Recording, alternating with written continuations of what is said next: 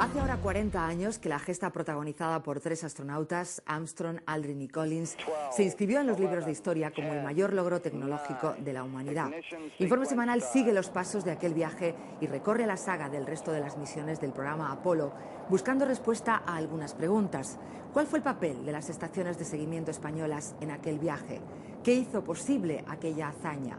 ¿Por qué se abandonó luego la Luna? Y sobre todo, ¿cuáles son las claves y cuál es el interés para que se reactiven los vuelos espaciales a nuestro satélite? En una entrevista exclusiva para este programa, el máximo responsable de los vuelos espaciales de la NASA confirma los planes de que el hombre vuelva para establecer una base en la Luna en 2020. 10, 9, ignition sequence start, 6. Es el comienzo de un sueño, julio de 1969, los primeros minutos de lo que va a ser la conquista tecnológica más importante de la humanidad en el siglo XX, poner un pie en la Luna. El Saturno V, uno de los ingenios más impresionantes creado por el hombre, envía fuera de la órbita terrestre la misión Apolo 11.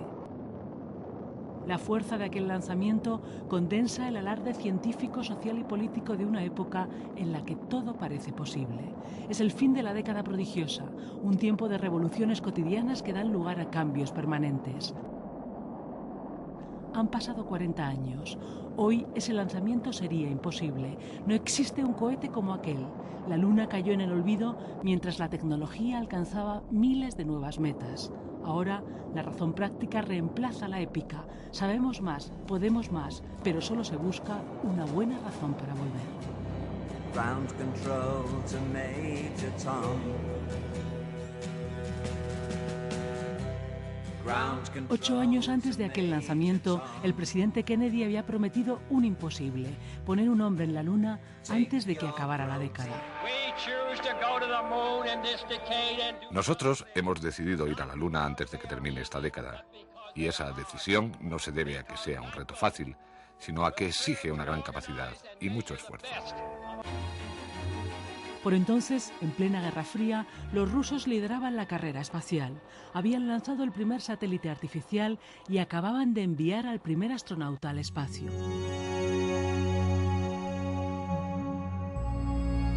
En poco tiempo, la NASA se movilizó para conseguir la hazaña, mientras el mundo se convulsionaba invocando la imaginación y la paz. En la Nochebuena del 68, la primera nave norteamericana orbitó el satélite.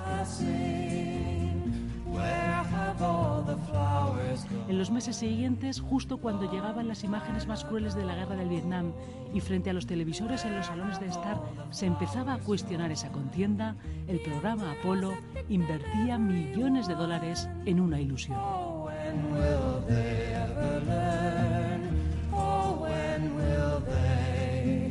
Incapaz de arreglar el suyo propio, la humanidad buscaba otros mundos. Algo empezaba a dejar de ser ciencia ficción para convertirse en una epopeya que seguirían, además de Houston, solo 3 estaciones en todo el planeta: Goldstone en California, Canberra en Australia y Fresnedillas y Robledo en España. Cuando el módulo Eagle se posó en la Luna, la única conexión era Madrid. Una de estas antenas recibía los datos. Ahora está en Robledo de Chabela, una estación que hace también 40 años empezaron a gestionar españoles. Visitada con ese motivo estos días por primera vez por los máximos responsables de las operaciones espaciales de la NASA, sigue siendo una de las 3 estaciones del mundo de seguimiento del espacio profundo, que controlará, entre otras muchas, futuras misiones a la Luna, a Marte y a otros planetas. Nosotros creemos que en algunos de los cráteres oscuros de la Luna puede haber agua y ahora tendremos una oportunidad de demostrarlo. Estamos construyendo la próxima generación de naves espaciales, los vehículos Ariane y Aries, que llevarán al hombre a la Luna. Nuestro objetivo es que puedan despegar en 2015 o 2016 y que vuelvan a la Luna hacia 2020. La idea no es solo ir a la Luna a tocar su superficie, sino establecer una base semipermanente en la Luna y así averiguar cómo se vive, cómo se desenvuelve uno en el espacio. Proyectos europeos, japoneses, indios y chinos han estudiado de cerca la Luna en los últimos años. Pero volver allí y establecerse es una decisión que tendrán que tomar de nuevo los Estados Unidos. Hello, Commander, can you hear us? President, welcome aboard Barack Obama aseguró que preguntaría a los norteamericanos si están de acuerdo con esta inversión en tiempos de crisis. Pero antes ha convocado a un grupo de expertos para que determine hasta qué punto merece la pena volver con misiones tripuladas a la Luna. Dará su veredicto antes de finales de agosto. Y el alunizaje se produjo en contacto con Madrid. O sea, cuando Armstrong dijo el águila alunizado, retransmitía por Madrid. Pero ellos no salieron inmediatamente a la superficie, porque tuvieron una discusión con Houston. Houston quería que se echaran a dormir y ellos no querían, estaban muy nerviosos y tardaron bastante. En la madrugada del 21 de julio del 69, 4 días después del despegue, el hombre alunizaba por primera vez y 3 astronautas, Armstrong, Aldrin y Collins, pasaban a la historia en una maniobra no exenta de riesgos. Con una computadora con menos memoria que una lavadora actual, casi bloqueada por exceso de datos, el comandante Armstrong tiene que buscar con pericia casi al límite, 4 metros más allá del que estaba planeado, un lugar sin rocas del que luego pudieran volver a despegar. Entonces Armstrong estuvo revoloteando por allí a ver si encontraba un huequecito donde poder meterse. Y entonces desde Houston le dijeron 30 segundos. Eso significaba que le quedaban 30 segundos de combustible. En cuanto pasaran los 30 segundos, la nave caería por su propio peso. Y Armstrong tuvo paciencia, todo estaba ardiendo los dientes. ¿Cuándo aterrizará de una vez? Y ya, ¡pum!, aterrizó con 3 segundos de combustible.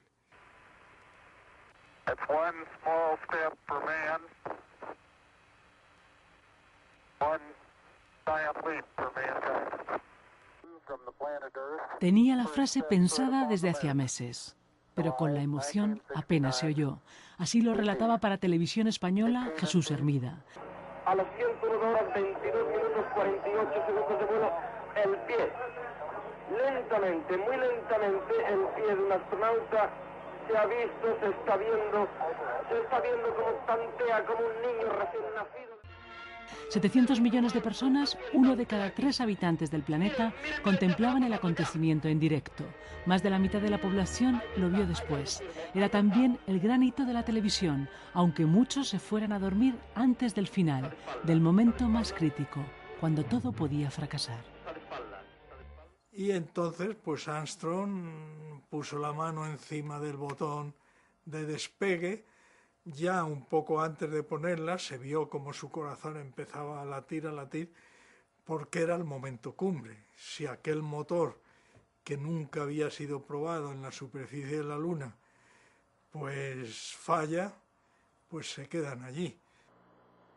Richard Nixon, que tenía preparado un discurso por si la misión fallaba y no podía regresar, es sin embargo el protagonista del primer mensaje presidencial transmitido en el espacio. At the White House, and this certainly has to be the most historic telephone call ever made. I just can't tell you how proud we all are of what you... Una semana después de que comenzara la aventura, el 24 de julio, el Apolo 11 ameriza en un punto del Pacífico al suroeste de Hawái. De regreso a casa y a pesar de la obligada cuarentena, empiezan las felicitaciones. Es el final feliz de una gesta que llevará a sus 3 principales protagonistas a recorrer el mundo en calidad de héroes. 33 países en pocos meses, entre ellos España. Ningún astronauta había alcanzado antes ni alcanzaría después semejante fama. Ninguna otra misión despertaría la misma emoción. En ningún momento dejan de producirse adhesiones sinceras y espontáneas. 6, 5, 4, 3. Pero la euforia y la excitación duraron muy poco, menos incluso que el programa Apolo, que se prolongó solo durante 3 años más. En total, en aquellos vuelos, 12 hombres pisaron la Luna. Los últimos tripulaban el Apolo 17 en 1972, la 6ª y última misión de alunizaje. La experiencia en muchos tuvo un efecto demoledor. Todos menos uno abandonaron la NASA. Pero para el resto de la humanidad, una larga lista de adelantos y beneficios proceden de aquel programa Apolo que con casi 25 millones de dólares de entonces contó con el mayor presupuesto de la historia de la carrera espacial. nunca ha sido superado. Si nos fijamos en lo que tenemos hoy, ordenadores, teléfonos móviles, GPS, de alguna forma son productos todos del programa Apolo. Así pues, realizando esta labor, que es la más difícil de todas y requiere que demos lo mejor de nosotros mismos, se obtienen dividendos, aunque no sea al cabo de 10 años ni de 20. Estamos celebrando el 40 aniversario del Apolo y solo ahora estamos obteniendo algunos de los beneficios de ese programa. En este laboratorio del Centro de Astrobiología, el único de Europa asociado a NASA, los científicos reproducen las condiciones inhóspitas de la Luna para ver cómo se comportan partículas y materiales. En muchos lugares del mundo se van dando pasos, pero para regresar a la Luna y establecerse allí será imprescindible un gran aliciente. Podría estar en el helio 3, un material que solo se encuentra en grandes cantidades allí. Si supiéramos ya transformarlo en centrales de fusión nuclear, 1 tonelada de helio 3 podría generar la energía que consumen en un año los Estados Unidos. El problema del helio 3, por supuesto, se podría utilizar en la Luna, pero es que no sabemos cómo hacerlo todavía. Entonces, cuando sepamos cómo se usa, entonces nos plantearemos el tener ese componente y buscar el helio 3 y bien usarlo en la Luna o traerlo a la Tierra. Pero todavía los sistemas de energía nuclear por fusión pues no están desarrollados y no utilizan el helio 3 todavía porque hay otros mecanismos diversos y no está claro que eso sea la panacea universal. Rien ne va plus.